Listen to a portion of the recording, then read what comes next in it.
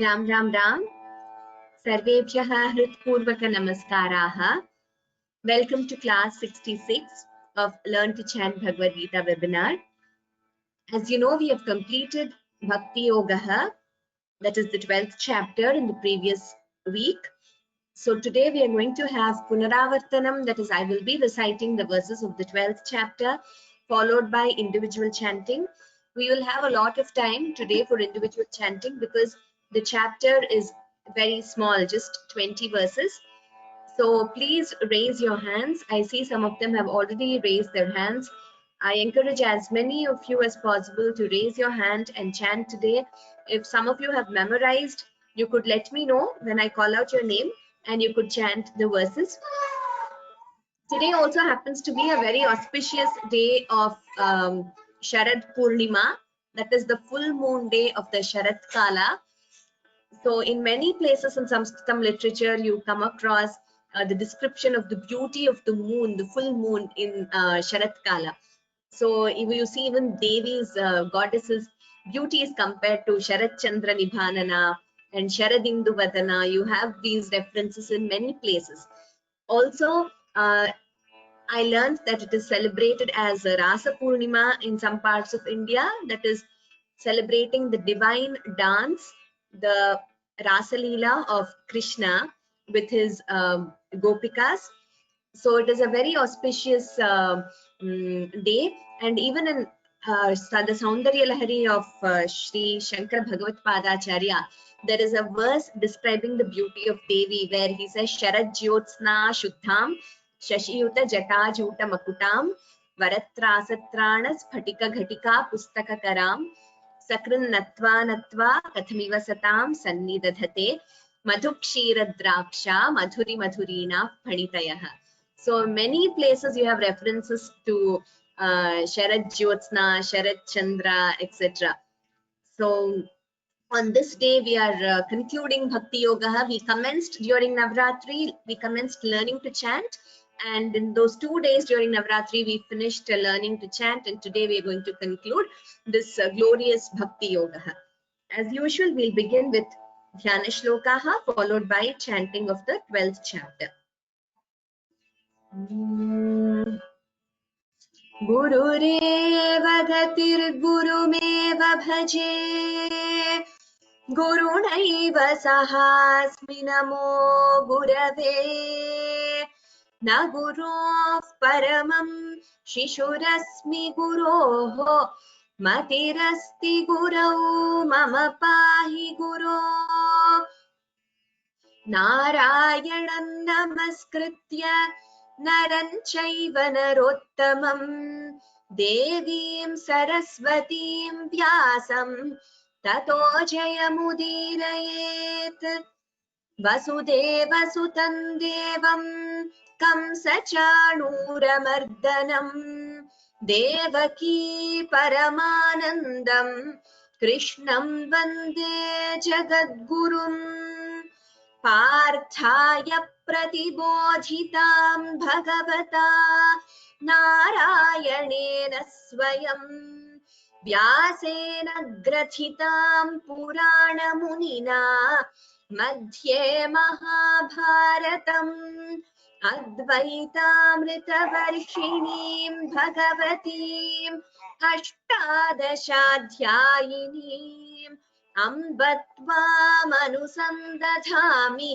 भगवद्गीते भवद्वेषिणीम् नमोऽस्तु ते व्यासविशालबुद्धे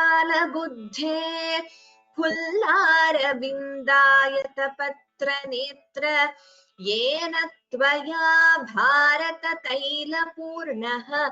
प्रज्वालितो ज्ञानमयः प्रदीपः मूकं करोति वाचालं पङ्गुल्लङ्घयते गिरिं यत्कृपातमहं वन्दे परमानन्दमाधवम्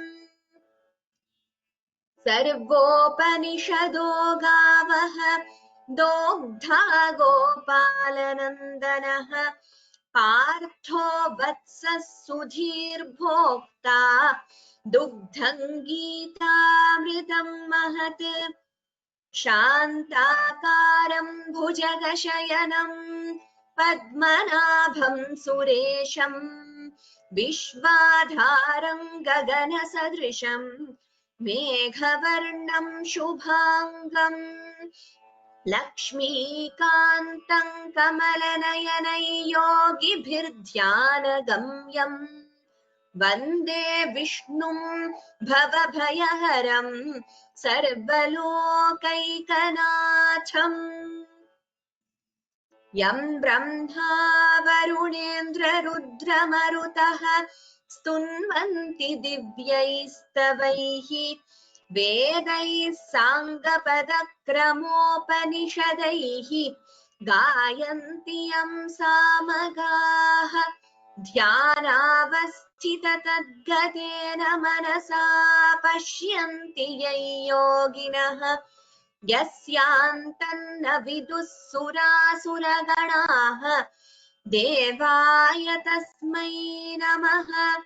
धृतराष्ट्र उवाच धर्मक्षेत्रे कुरुक्षेत्रे समवेतायुयुत्सवः मामकाः पाण्डवाश्चैव किमकुर्वत सञ्जय।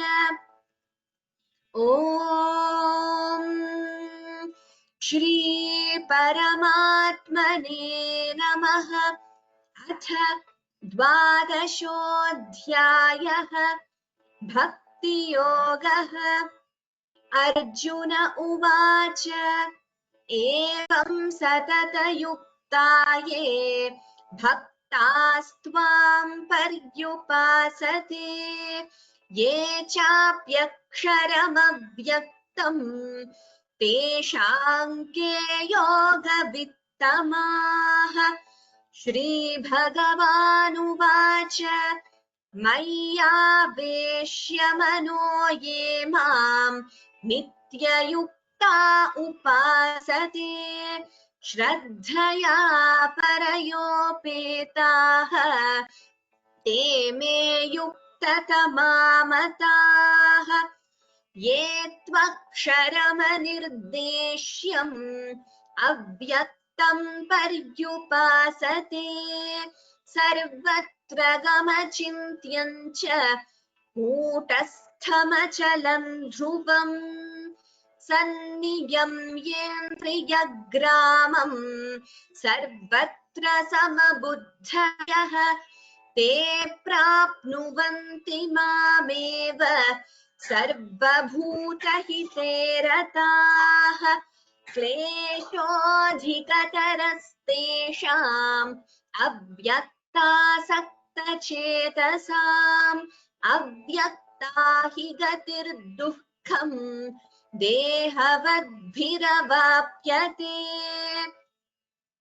ये तु सर्वाणि कर्माणि मयि सन्न्यस्य मत्पराः अनन्येनैव योगेन मां ध्यायन्त उपासते तेषामहं समुद्धर्ता मृत्युसंसारसागरात् भवामि न चिरात् पार्थ मय्यावेशितचेतसाम्।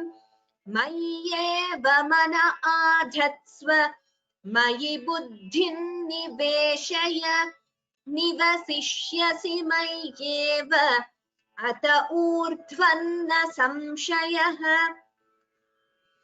अथ चित्तं समाधातुं न शक्नोषि मयि स्थिरम् अभ्यासयोगेन ततः मामिच्छाप्तुं धनञ्जय। अभ्यासेऽप्यसमर्थोऽसि मत्कर्म परमो भव मदर्थमपि कर्माणि कुर्वन् सिद्धिमवाप्स्यसि। अथैतदप्यशक्तोऽसि कर्तुं मद्योगमाश्रितः सर्वकर्मफलत्यागं ततः कुरु यतात्मवान् श्रेयो हि ज्ञानमभ्यासात् ज्ञानात् ध्यानं विशिष्यते ध्यानात् कर्मफलत्यागः त्यागात् शान्तिरनन्तरम् अद्वेष्टा सर्वभूतानां मैत्रः करुण एव च निर्ममो निरहङ्कारः समदुःखसुखः क्षमी सन्तुष्टः सततं योगी यतात्मा दृढनिश्चयः मय्यर्पितमनो बुद्धिः यो मद्भक्तः स मे प्रियः यस्मान्नो द्विजते लोकः लोकान्नो द्विजते च यः हर्षामर्षभयोद्वेगैः मुक्तो यः स च मे प्रियः अनपेक्षः शुचिर्दक्षः उदासीनो गतव्यथः सर्वारम्भपरित्यागी यो मद्भक्तः स मे प्रियः यो न हृष्यति न द्वेष्टि न शोचति न काङ्क्षति शुभाशुभपरित्यागी भक्तिमान् यः स मे प्रियः समः शत्रौ च मित्रे च तथा मानापमानयोः शीतोष्णसुखदुःखेषु समः सङ्गविवर्जितः तुल्यनिन्दास्तुतिर्मौनी सन्तुष्टो येन केनचित् अनिकेतस्थिरमतिः भक्तिमान् मे प्रियो नरः ये तु धर्म्यामृतमिदं यथोक्तं पर्युपासते श्रद्दधानामत्परमाः भक्तास्तेतीव मे प्रियाः ॐ तत्सदिति श्रीमद्भगवद्गीतासु उपनिषत्सु ब्रह्मविद्यायां योगशास्त्रे श्रीकृष्णार्जुनसंवादे भक्तियोगो नाम द्वादशोऽध्यायः श्रीकृष्णार्पणमस्तु. That is the 12th chapter of the Bhagavad Gita. Let us commence with the individual chanting. Please raise your hand and request you to please unmute immediately after I call your name so that we will save time, even those few seconds in between when I'll have to wait for some of you to unmute, then others may not get a chance in the end. So please be quick to unmute yourself. And once you unmute and chant, after you finish chanting, please go back to the mute mode, because we will have a lot of lag and disturbances if a lot of you unmute at the same time. I will call your names one by one.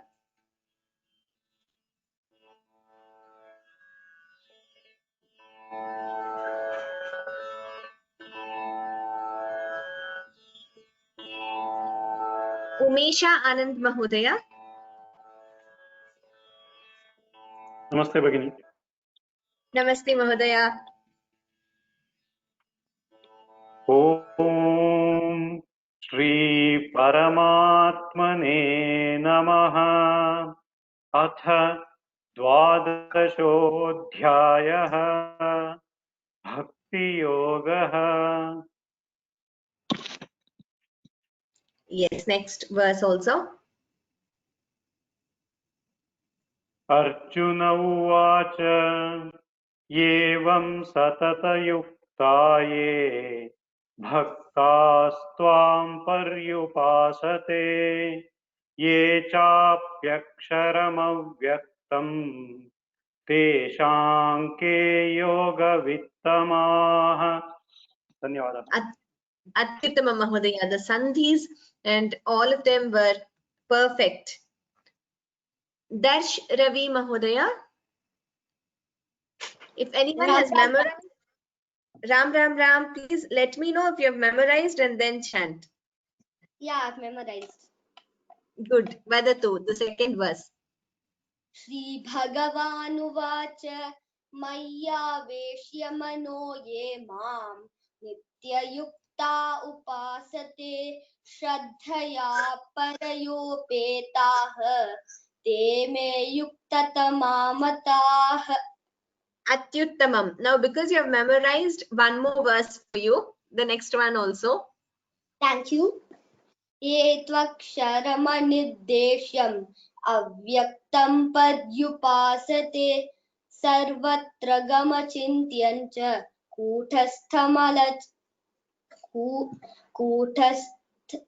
kutastamachalan dhruvam. Uttamam. Dhanyavadaha. Dhanyavad. So whoever has memorized, like I said, please let me know. This is a good chapter to start memorizing also. It is a small chapter. Nandana Nair Bhagini. To my child and me. First, she will chant. My daughter will chant. Not memorized. Looking in. Okay. You mean she's memorized? Not memorized, ma'am. Okay. Not memorized, Mahodaya. Okay.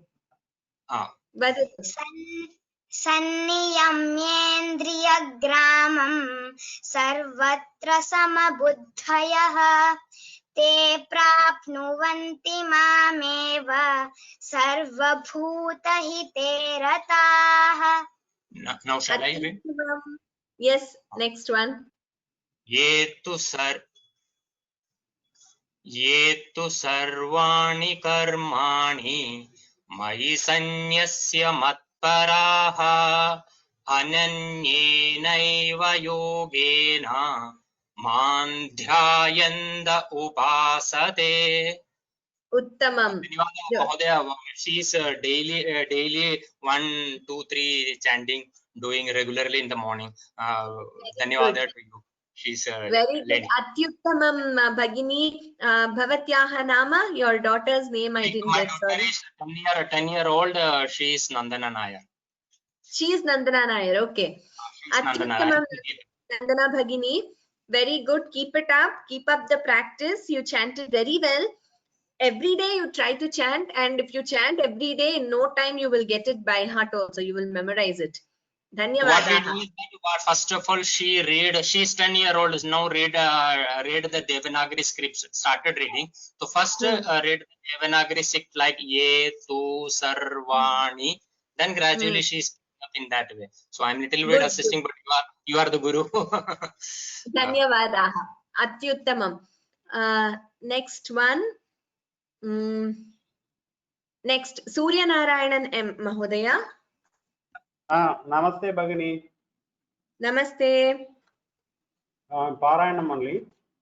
Yes, yes. Teham samudharta mrityu samsara sagharat bhavami nachirat partha maya veshita chetasam. Atyuttamam Mahodaya. Dhanyawadaha. Ganesh Subramaniam Mahodaya. Next one. Kripya unmute karo. Hari Om. Mayyeva mana adatsva mayi buddhim niveshaya nivasishyasi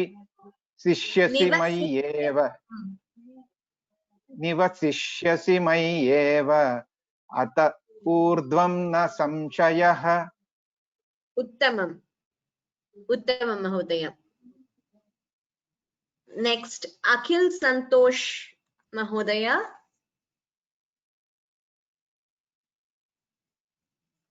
Namaste Bhagini. Shruyate va? Namaste. Shruyate vadatu.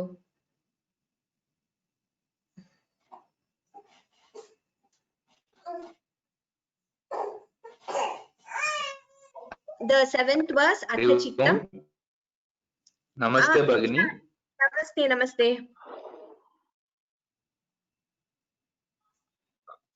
I can't Atha hear you. Chittam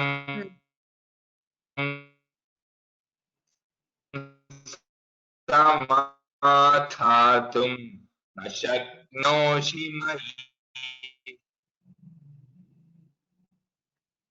Atha Chittam.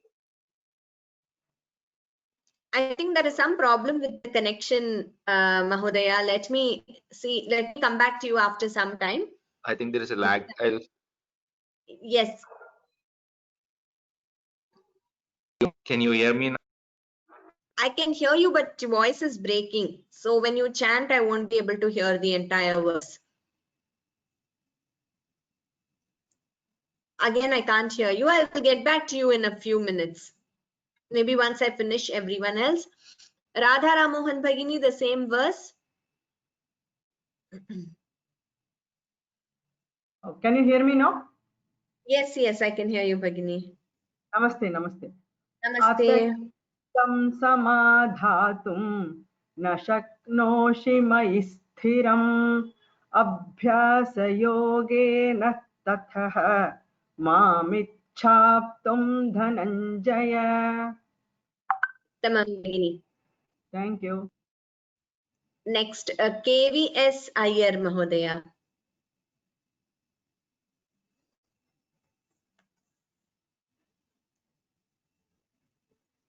कृपया unmute करो तो KVSS Iyer महोदयः. It says self muted.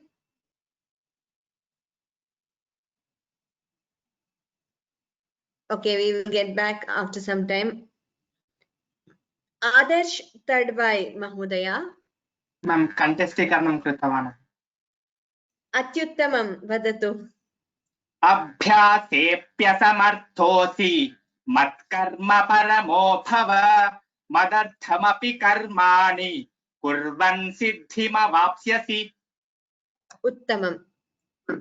Ekadasha shlokamapi vadatu. Athayitadapyashaktosi kartum madyogamashritah sarvakarma phalatyagah tatha kuruyat सर्व कर्म फल त्यागम तथा कुरु यदात्मवान. Uttamam. Dhanyavadaha Mahodaya. In today's class, some of you have memorized. Very happy to listen to you. Dhanyavadaha. Yes. It's when I see that raga is jumping. For example, Maya Vesha Manoyema, Maya Sakta Manaha Partha. When I say it's jumping to 7.1 and for example, Shraddhaya Parayopeta, it is going to Shraddha Dana Matparama. So any tips for making it in that way, not jumping for it's jumping to another verse when I do that? Yeah, that happens when I mean, yeah, when you're still, perfecting chanting, but once you learn chapter wise, so which is what we said in the memorization tips class, try to perfect each chapter and then move to the next chapter. So once you perfect one chapter, then the verses flow. So you will almost, I mean, without your knowledge, it will get internalized and the order and the verses just flow. But for that, it comes with a lot of practice, abhyasa.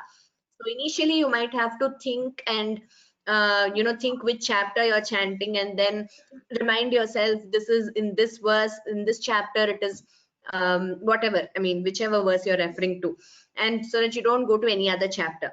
But once you get more and more perfect, then even without the need to remind yourself, you yourself will chant the chapter correctly. The human mind has a lot of power, just that with abhyasa you will be able to get it. Dhanyavad. Muthu Krishna Ramanujam Mahodaya. Namaste. Namaste.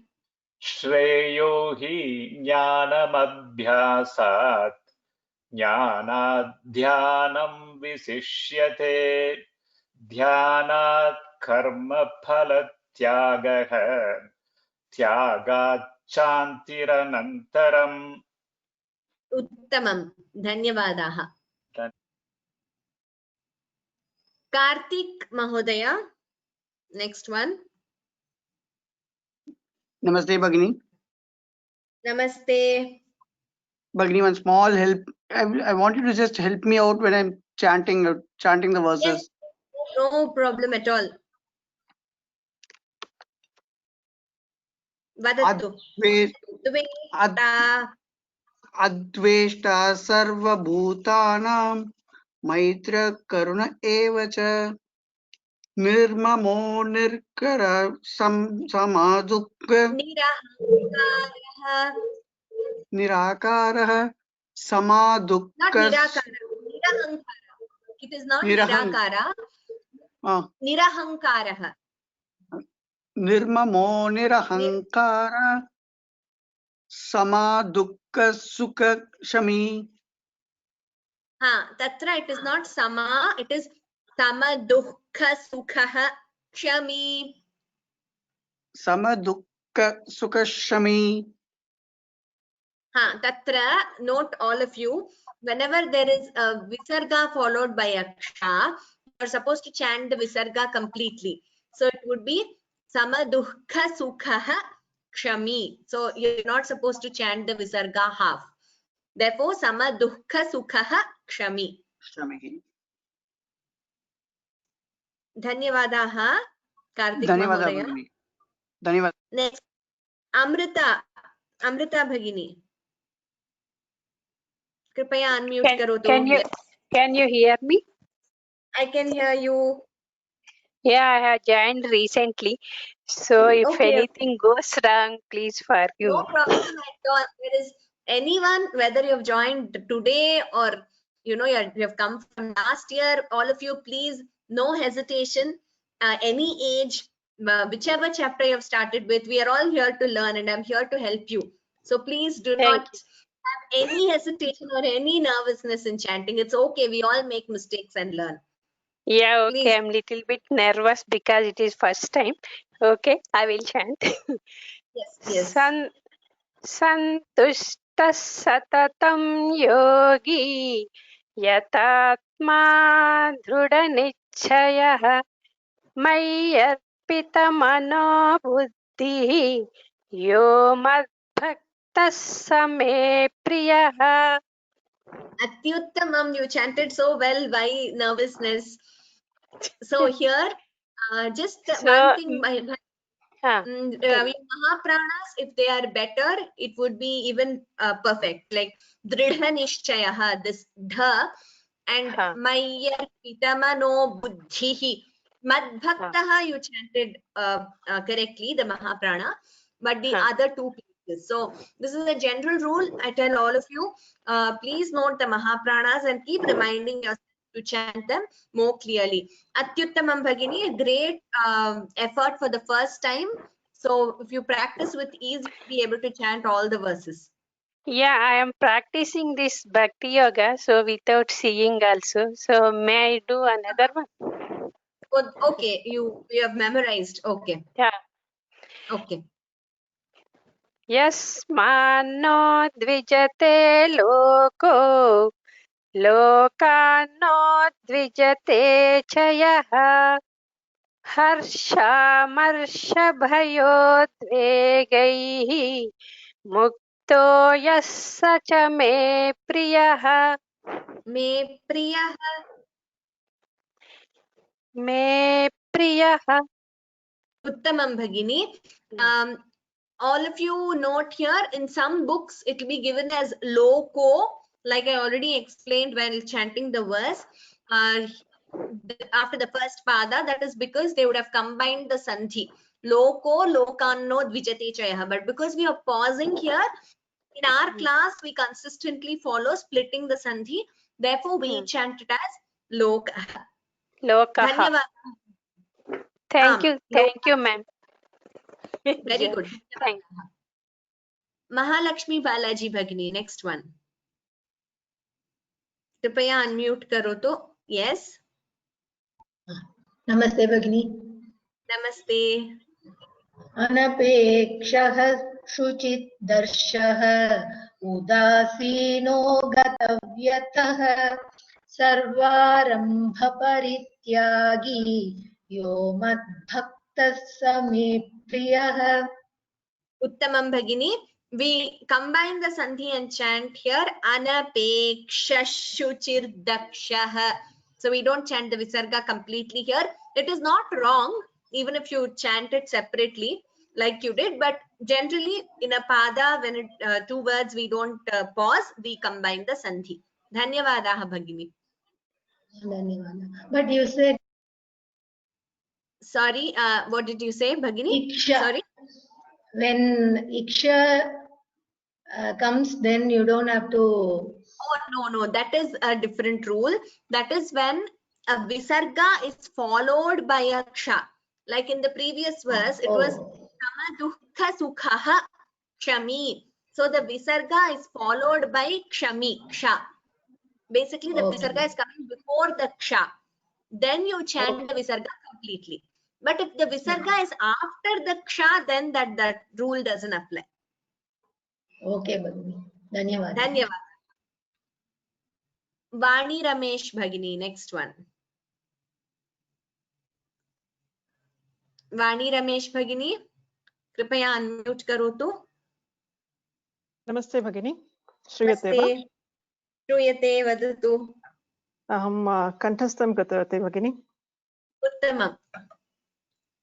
यो न हृष्यति न द्वेष्टि न शोचति न काङ्क्षति शुभाशुभपरित्यागी भक्तिमान् यः स मे प्रियः. Uttamam Bhagini, just one observation. This dveshti, kankshati, there should be shorter than here. Tyagi, this is dirgha. But here we should not prolong. We will chant it as Yo na hrishyati na dveshti, na shochati na kankshati, shubha shubha parityagi. Only there is a dirgha. Astu. Just that to make it more perfect. The next verse also. अनपेक्षश्रुतिर्दक्षः उदासीनो गतव्यथः सर्वारम्भपरित्यागी यो मद्भक्तः स मे प्रियः.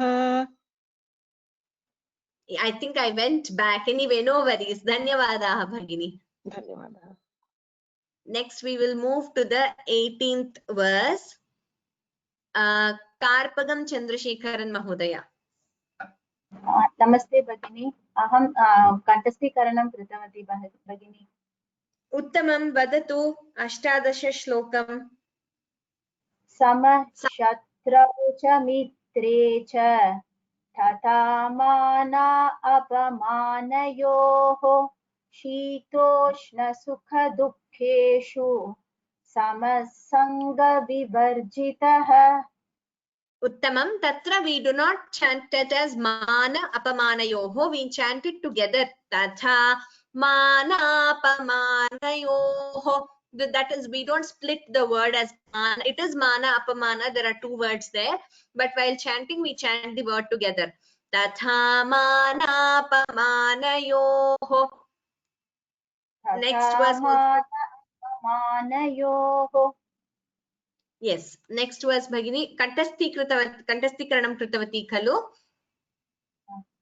Tulya ninda stutir mauni santushto yena kenachit aniketastiramatihi bhaktiman me priyo naraha.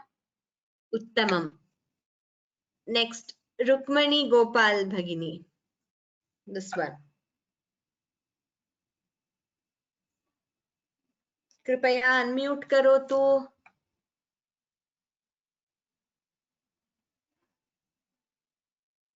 Okay, I don't see Rukmini Gopal Bhagini's name anymore. I don't know why that's the case. Panchapageshan Mahodayah.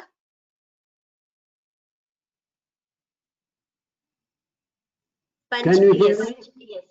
I can hear you, Mahodaya. Namaste.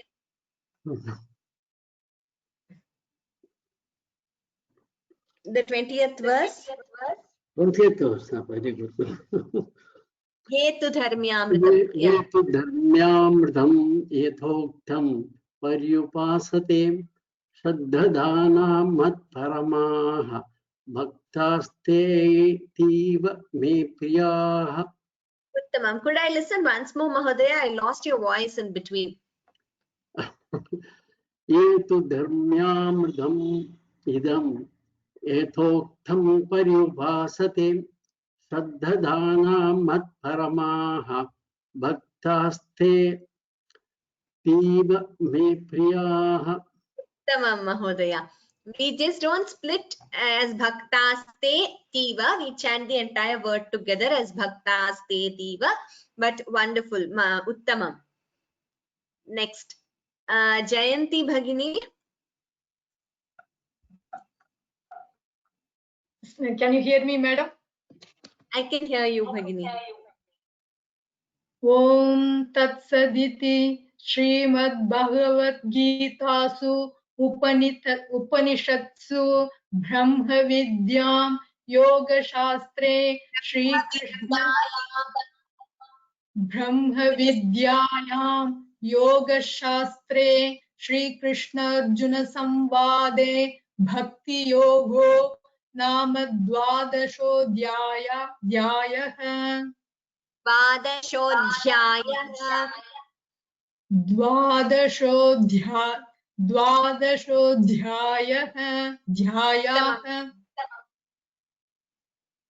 I'm getting an echo. If anybody has unmuted yourself, please go back to mute in case you're not chanting.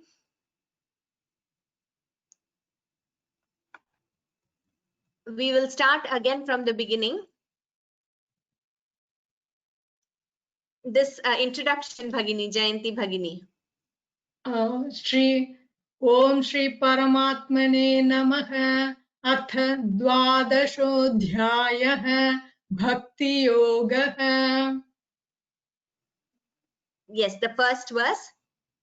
Arjuna Uvacha Yevam Satata Yuktaye Bhaktas-tvam Paryupasate Ye Chapyaksharam Avyaktam Tesham Ke Yoga Vittamaha. Dhanyavadaha Bhagini, Uttamam. Idanim Aruna Bhagini. Aruna Gorti Bhagini. Please unmute. Aruna Bhagini. श्रूयते वा? Shruyate. मय्यावेशमनो ये माम्. You should start with Shri Bhagavan Uvacha. Okay. Shri Bhagavan Uvacha मय्यावेशमनो ये माम् नित्ययुक्ता उपासते श्रद्धया परयोपेताः ते मे युक्ततमा मताः. Uttamam Bhagini. All of you please note, do not prolong Uvacha wherever it's a hrasva. So Shri Bhagavan Uvacha, whichever, Arjuna Uvacha, Bhagavan Uvacha, please do not prolong. Next verse, Shivaram Kulkarni Mahodaya.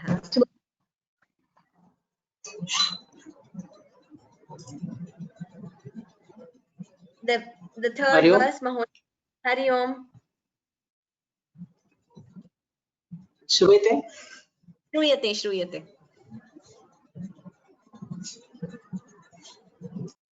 Ye Tvaksharam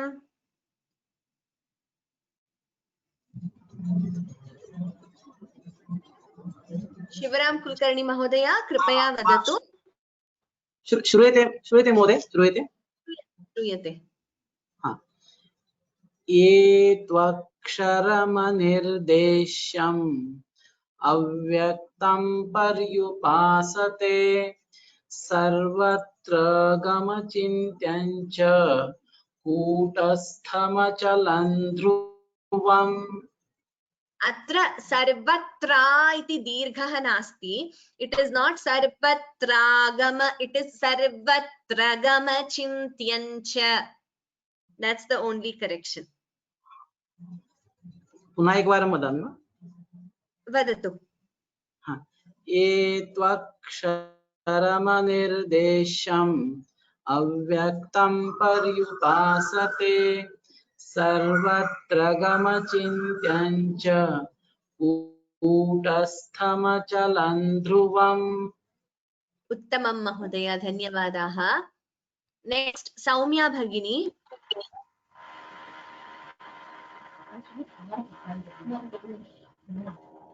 सौम्या भगिनी. Hello. यस. राम राम राम. राम राम राम. सन्नियम्येन्द्रियग्रामं सर्वत्र समबुद्धयः ते प्राप्नुवन्ति मामेव सर्वभूतहिते रताः. धन्यवादाः भगिनी. उत्तमं. स्वामीनाथन रामचन्द्रन महोदयः. Next verse. क्लेशोऽधिकतरस्तेषाम् अव्यक्तासक्तचेतसाम् अव्यक्ता हि गतिर्दुःखम् देहवद्भिरवाप्यते. उत्तमं. The last pada together mahodaya. Dehavadbhiravapyate. You chanted correctly. Just that all the letters should be chanted together. With practice you will get it. Thank you. Ram ram ram. धन्यवादाः महोदय. उत्तमं. Jayanti Lakshmi Bhagini. Next verse.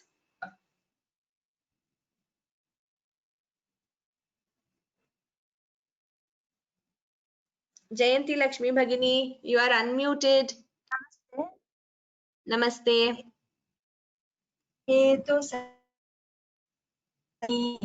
मयि सन्न्यस्य मत्पराः अनन्येनैव योगेन मां ध्यायन्त उपासते.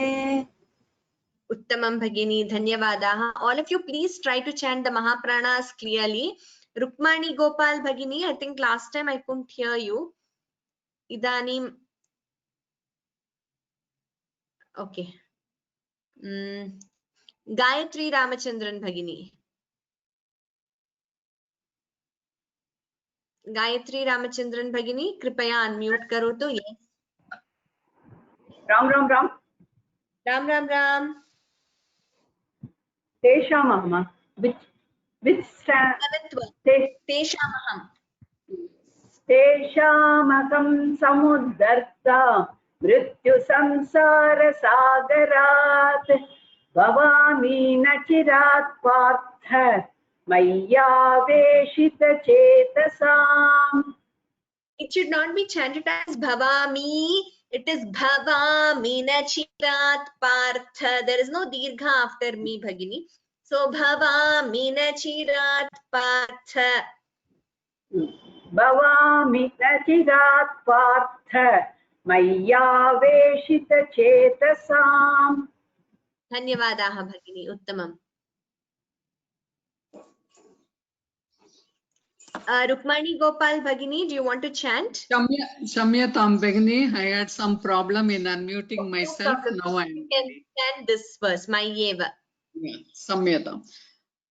Mayeva mana adatsava mayi buddhim niveshaya nivasishyasi mayyeva ata urdhvam na samshayah. Atra it is mayi buddhin niveshaya and nivasishyasi mayyeva. And the first pada, it is adhatsva. Could I hear again? Yeah. Mayyeva mana adatsava. That's adhatsva. It is not adhatsava. It is adhatsva. Adatsva. Yes. Mayyeva mana adatsva. Mayi buddhim niveshaya nivasishyasi mayyeva अत ऊर्ध्वं न संशयः। उत्तमं भगिनी, धन्यवादाः। Next गीता अशोक भगिनी। नमस्ते भगिनी। नमस्ते। अदचित्तं समादातुं न शक्नोषि मयि स्थिरम् अभ्यासयोगेन ततः मामिच्छाप्तुं धनञ्जय। उत्तमं भगिनी, all the mahapranas should be more clear. Atha samadhatum sthiram abhyasa yogena mamichhaptum dhananjaya. It will come with practice. All of you. पुनः वदामि वा? पुनः वदामि वा? Vaktum shakyate, but I think okay, you can chant.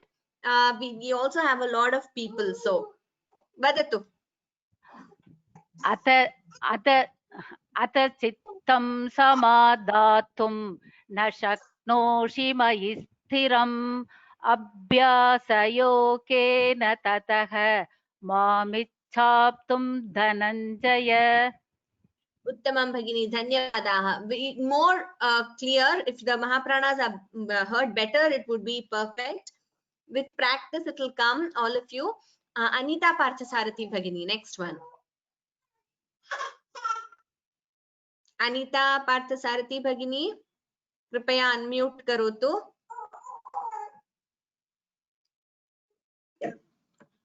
अभ्यासेऽप्यसमर्थोऽसि मत्कर्म परमो भव मदर्थमपि कर्माणि कुर्वन् सिद्धिमवाप्स्यसि. Uttamam Bhagini, dhanyawadaha. All of you please note in this verse, all the words end with the hrasva swara. So please chant that carefully.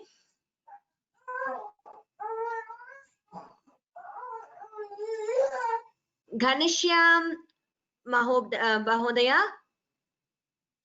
Ghanshyam Mahodaya, कृपया unmute करो तो. तदप्यशक्तोऽसि कर्तुं मद्योगमाश्रितः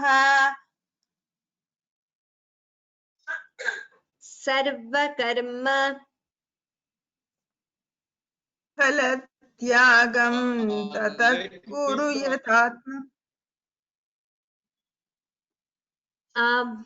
Just a second. Everyone else apart from Ghanshyam Mahodaya, please go on mute. I'm able to hear some voices. Please mute all of you. Namaste Mahodaya, I'm Ghanshyam here. Yes, Mahodaya, you can please, you can unmute. I'm requesting everyone else to please mute because I was not able to hear you. I have unmuted Mahodaya. Can I go ahead now? Yes, please. Okay. Yes, Bhavan. Athai कर्तुमद्योगमाश्रितः सर्वकर्मफलत्यागं तथा कुरु यतात्मवान्. Again, ekavaram punaha. अथैदप्यशक्तोऽसि अथैतदप्यशक्तोऽसि. एक निमिषम. It is अथैतदप्यशक्तोऽसि. Okay. Okay, madam. अथैदप्यशक्तोऽसि कर्तुं मद्योगमाश्रितः सर्वकर्मफलत्यागं तथा कुरु यतात्मवान्. The first pada still needs to be perfected, Mahodaya. Please listen to the recording and please note how to chant this. Okay, Mahodaya. Dhanyavadaha. Okay, the first thank pada. You, Dhanyavadaha.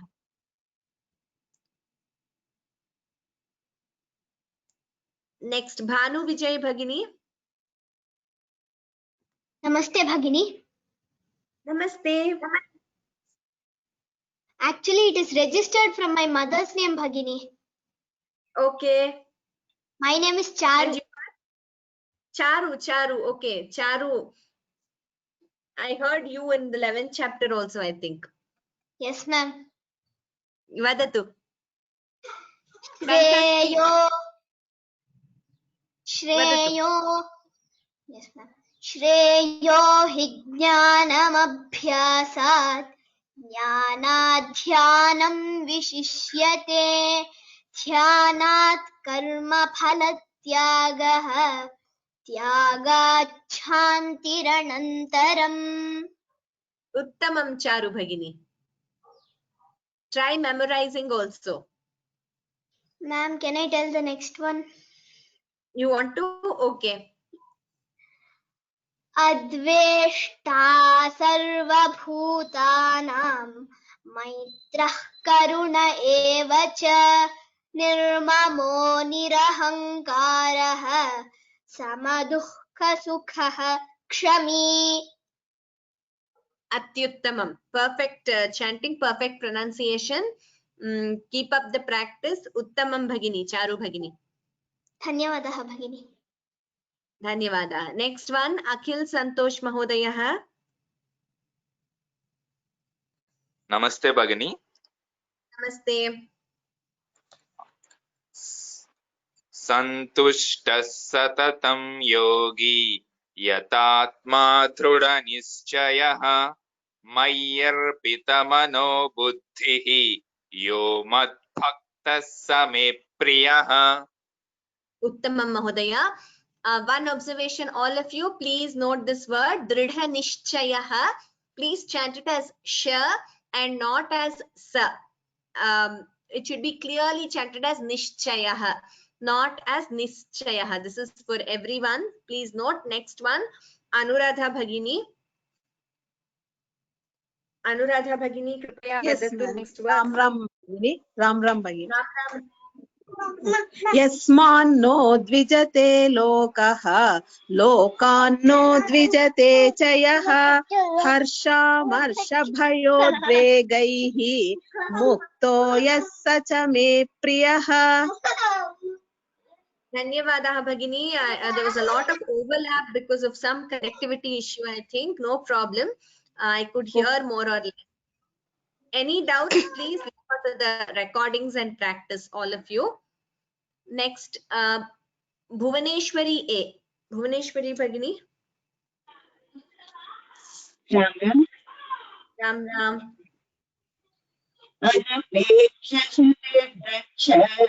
उदासीनगतव्यथः संहारं परित्यागे यो मद्भक्तसमे प्रियः.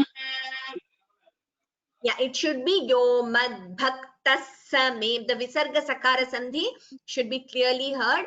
Yo Madbhaktasame Priyaha. Yo Madbhaktasame Priyaha. Dhanyavadaha Bhagini. Next, Brinda Shekhar Bhagini. कृपया unmute करो तो Brinda Shekhar. यो न हृष्यति न त्वेष्टि न चोच्चति न काङ्क्षति शुभाशुभ परित्यागी भक्तिमान् यः स मे प्रियः. Uttamam. Dhanyavadaha Bhagini. Same thing what I said last time when we heard the shloka. Please do not prolong. Dveshti, Kankshati. They should be hrasvas. Dveshti, Kankshati, short. But next line, Shubha, Shubha Parityagi. That is Dirgha. Sharadambal Bhagini. Next verse.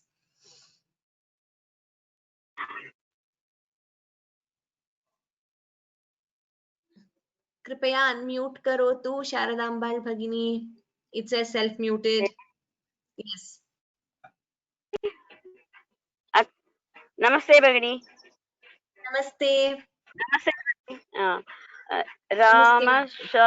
रामशत्रौ च मित्रे च सदा मानापमानयोः शीतोष्णा सुखदुःखेषु समसंविदवर्जितः. It is not Ramashatrau, it is Samashatrau. Oh, sorry. Okay. Okay. Samashatrau cha mitre cha सदा मानापमानयोः शीतोष्णसुखदुःखेषु समः संविवर्जितः. The last line is samasanga vivarjitah. Please listen to the recording and practice, Bhagini. Dhanyavadaha. Okay, okay. Next, Darshana R. Bhagini. Darshana R. कृपया unmute करोतु. Darshana R. Bhagini. Okay, it says self-muted. We'll see if we can come back later. Hema Subramanian Bhagini. Namaste, madam. Namaste. तुल्यनिन्दास्तुतिर्मौनी सन्तुष्टो येन केनचित् अनिकेतस्थिरमतिः भक्तिमान् मे प्रियो नरः. Uttamam, dhanyavadaha Bhagini. Only thing your Mahapranas should be clearer. Bhaktiman sthiramatihi. Next, Hema Sugatan. Hema Sugatan. I don't know if I'm pronouncing your name correctly. Yamyatam. Hema Sugatan Bhagini. Okay. Jayanti Bhagini. Jayanti Devarkal Bhagini. Yeah. Namaste Bhagini. ये तु धर्म्यमृतं मिदं यथोक्तं ये तु धर्म्यामृतमिदं यथोक्तं पर्युपासते श्रद्धानामत्परमाः भक्तास्तेतीव मे प्रियाः. Tastetiva, it is a dirgha. Okay. भक्तास्तेतीव मे प्रियाः. Te ativa. Ativa me priyaha. It is not te tiva, it is bhaktaste tiva me priyaha. Bhaktastetiva me priyaha. Tamam. Dhanyavadaha Bhagini. Next verse, Kameshwari Balasubramanian Bhagini, the conclusion. Kripaya unmute karo. अथ द्वादशोऽध्यायः. शृण्वता वा? I only heard Dvadashodhyayah Bhagini. Okay. अथ द्वादशोऽध्यायः. नमस्ते. अर्जुन उवाच एवं सततयुक्ताये भक्तास्त्वां पर्युपासते ये चाप्यक्षरमव्यक्तं तेषां के योगवित्तमाः. Dhanyavadaha Bhagini. We actually had to conclude. No worries. We will go to the next verse now. Kommi Malakondaya Mahodaya. Namo Namaha Mahodaya. Namo Namaha Mahodaya. Shri Bhagawanuvacha Maya Vesya Mano Yemam Nitya Yukta Upasate Shraddhaya Parayopetaha Te me Yukta Tamamataha. Uttama Mahodaya. Dhanyavadaha. Mahodaya. Yes, Vadatu. यत्र यत्र परसवर्ण संधि अस्ति सर्वत्र संधि कृत्वा उच्चारणं करोति चेत् शुद्धं वा अशुद्धं वा. किन्तु केचन जनाः संधि कृत्वा उच्चारणं कुर्वन्ति, केचन जनाः संधि विना उच्चारणं कुर्वन्ति. अतः मम संशयः. यथा मया पूर्वमपि उक्तं महोदय, यत्र सन्धिकार्यम् अस्ति सन्धिं विभज्य वक्तुं शक्यते, सन्धिं कृत्वा अपि वक्तुं शक्यते, तत्र दोषः नास्ति. That's a common rule. Wherever there is sandhi, you can either, that is between two words I'm saying. When there is a sandhi between words, you can either combine or you can split. For consistency's sake, we are mostly combining all the sandhis in our class when it is between a pada, and we are splitting the sandhis when it comes at the end of a pada. I hope this answers your doubt, Mahodaya. If there are any more questions, please do email me. I'm very sorry because we have many more who have to chant. So I've already finished the time for today's class. Kshamyatam. Mail me. Dhanyavadaha Mahodaya. KV Chandrasekharan Mahodaya. Next नमस्ते one. भगिनी, नमस्ते नमस्ते भगिनी, नमस्ते नमस्ते. श्रूयते वा? श्रूयते, वदतु. एतक्षरमनिर्देश्यम् अव्यक्तं पर्युपासते सर्वत्र गमचिन्त्यं च गूढस्तमचलं ध्रुवम्. उत्तमं महोदय, धन्यवादाः. लक्ष्मण देशेट्टी महोदयः. नमस्कारम् अम्मा. नमस्कारम्.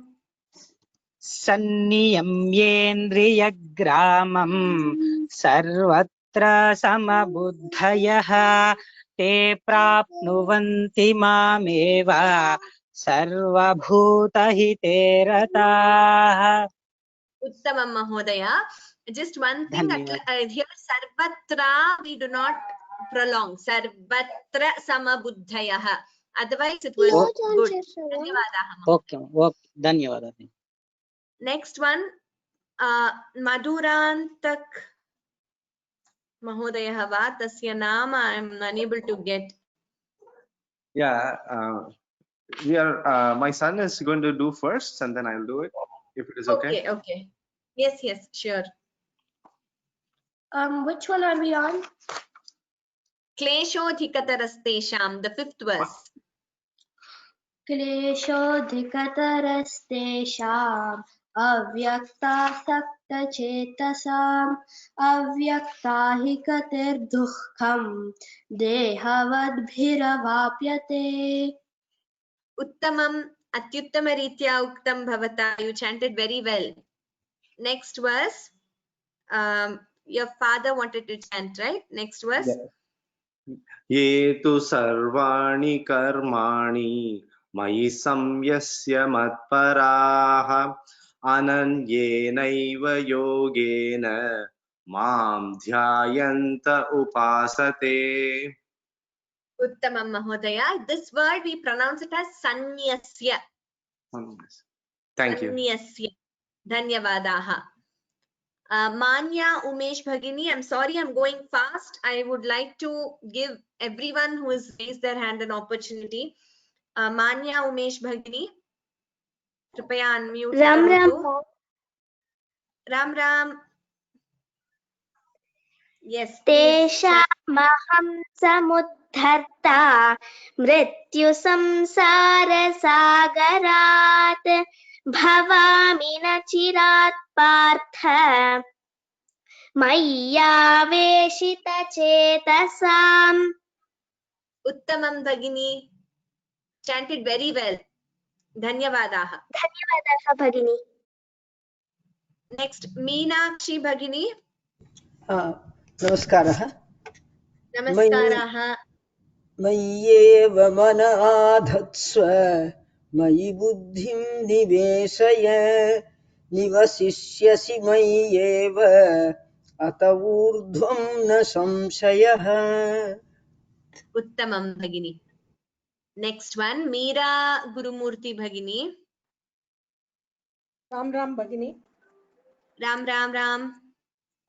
अथ चित्तं समाधातुं न शक्नोषि मयि स्थिरम् अभ्यासयोगेन ततः मामिच्छाप्तुं Dhananjaya. Uttamam Bhagini. Dhanyavadaha. Mohanavalambe Bhagini. Next one. अथ चित्तं समाधातुं न शक्नोषि मयि स्थिरम् अभ्यासयोगेन ततः मामिच्छाप्तुं Dhananjaya. Uttamam Bhagini. Dhanyavadaha. Next, Padma Narayan Bhagini. Padma Narayan Bhagini. अभ्यासेऽप्यसमर्थोऽसि मत्कर्म परमो भव मदर्थमपि कर्माणि कुर्वन् सिद्धिमवाप्स्यसि. Dhanyavadaha Bhagini. In this shloka, all of you please note that you're not supposed to prolong si, bhava, karmani. They're all, and even avapsyasi. All are short swaras, ending of all padas. So please note that. Padma Parthasarathi Bhagini, next verse. Please unmute. अतैतदप्यशक्तोऽसि कर्तुमद्यगमाश्रितः सर्वकर्मफलत्यागं ततः कुरु यतात्मवान्. Dhanyavadaha Bhagini. Uttamam. Here it is Madhyoga Mashritaha, not Madhyoga. In Sanskritam, we only have O. We do not have Hrasva. Dhanyavadaha Bhagini. Next, Pappu Shobha Latamani Bhagini. Kripaya unmute karotu. Pappu Shobha Lata Bhagini. Yeah. श्रेयो हि ज्ञानमभ्यासात् ज्ञानात् ध्यानं विशिष्यते ध्यानात् कर्मफलत्यागः त्यागात् शान्तिरनन्तरम्. Dhanyavadaha Bhagini. This verse, all of you please note, it is Shreyo Hijnana. There is a dvitvam there. So you have to chant it as Shreyo Hijnana, not Shreyo Hijnana. There is a stress before the Jna. Please note that. Next, Priya Ke Bhagini. Next verse. Kripaya unmute karotu. Priya Ke.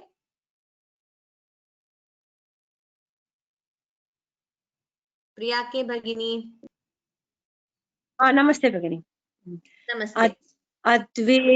अद्वेष्टा सर्वभूतानां मैत्रः करुण एव च निर्ममो निरहङ्कारः समदुःखसुखः क्षमी. Uttamam. Dhanyavadaha. Next, Rajalakshmi S. Bhagini. Vadatu. सन्तुष्टः सततं योगी यतात्मा दृढनिश्चयः मय्यर्पितमनो बुद्धिः यो मद्भक्तः स मे प्रियः. Uttamam Bhagini. Dhanyavadaha. Next, Ravi Mahodaya. Ravi Mulukutla Mahodaya. Kripaya vadatu. Ram Guruji. Yes, Parayanam reading only. Yes. Yasmano dvijate lokaha lokano dvijate chayah harsha marsha bhayo dvegaihi mukto yassa cha me priyah. Uttamam Mahodaya. Dhanyavadaha. Next, Ravi Ramachandra R. Mahodaya. Next verse. Kripaya, yes. It's Kripaya unmute karotu. Ravi Ramachandra R. Mahodaya. Self-muted, yes. Namaste. Namaste Bhagini. Namaste. Namaste. अनापेक्ष सुचिर्दक्षः उदासीनो गताव्यतः सर्वारम्भ परित्यागी यो मद्भक्तः स मे प्रियः. Yes, it is anapeksha shuchirdakshaha udasino gatavyatah. It is not anapeksha gatavyatah. Please listen to the recording, Bhagini, and you will know how to chant. Dhanyavadaha. SSP Sinha Mahodaya. Next one. कृपया unmute करोतु SSP Sinha महोदयः।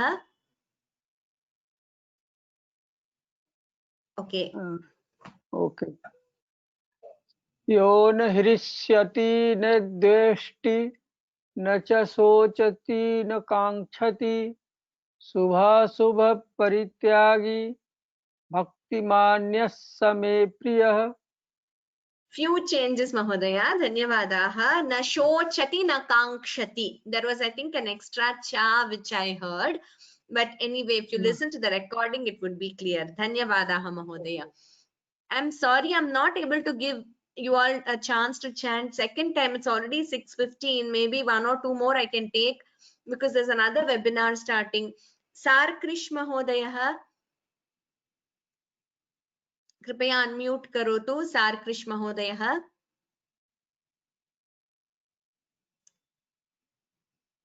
Okay Saurabh महोदयः, सौरभ कृपया। राम महोदय। राम समशत्रौ च मित्रे च तथा मानापमानयोः शीतोष्णसुखदुःखेषु समसङ्गविवर्जितः। धन्यवादाः महोदय। नेक्स्ट श्रीधर महोदयः, नेक्स्ट वर्स। नमस्ते माता। नमस्ते। तुल्यनिन्दास्तुतिर्मौनी सन्तुष्टो येन केनचित् अनिकेतस्थिरमतिः भक्तिमान् मे प्रियो नरः। नमस्ते। धन्यवादाः महोदय, नमस्ते, उत्तमं। नेक्स्ट श्री सत्यलक्ष्मी भगिनी।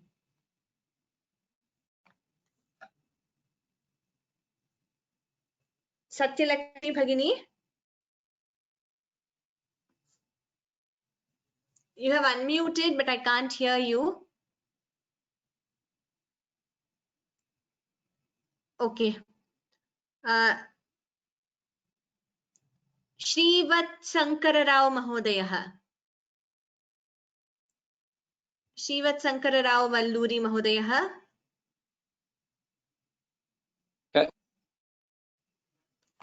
Yes. Okay. Memorization. वदतु। ये तु धर्म्यामृतमिदं यथोक्तं पर्युपासते श्रद्धदानां मत्परमाः भक्तास्तेतीव मे प्रियाः। धन्यवादाः महोदय।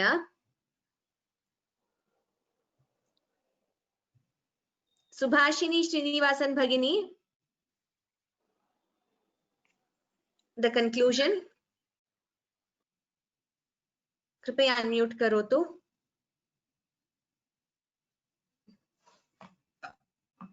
Namaste Bhagini. Namaste. Can you hear me? Yes, I can hear you. Yes. Om Tat Saditi Srimad Bhagavad Gitasu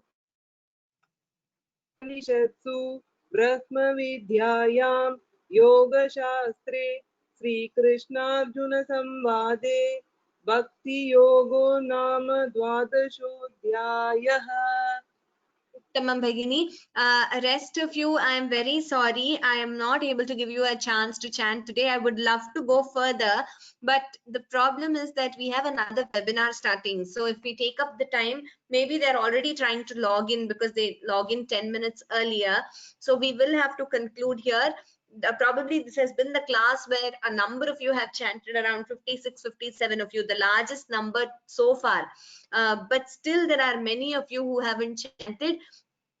In case you have raised your hand and I was not able to give you a chance to chant, if you're willing to chant, please send me an email to my email ID, and next class I will make it a point to call out your name, and please do send me an email, because the questions, if you have left a question here, they will not be saved. I won't be able to see it after the webinar.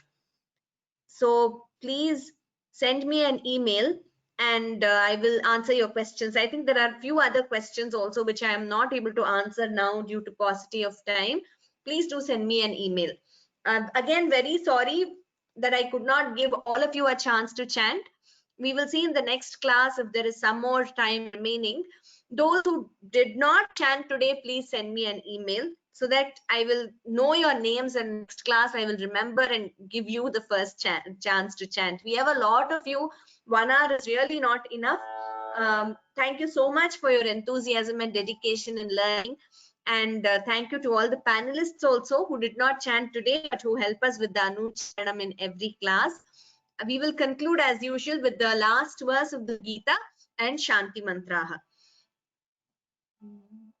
Yatra Yogeshwarah Krishnah Yatra Partho Dhanurdharah Tatra Shrir Vijayo Bhutihi Dhruvani Tirmatirmama.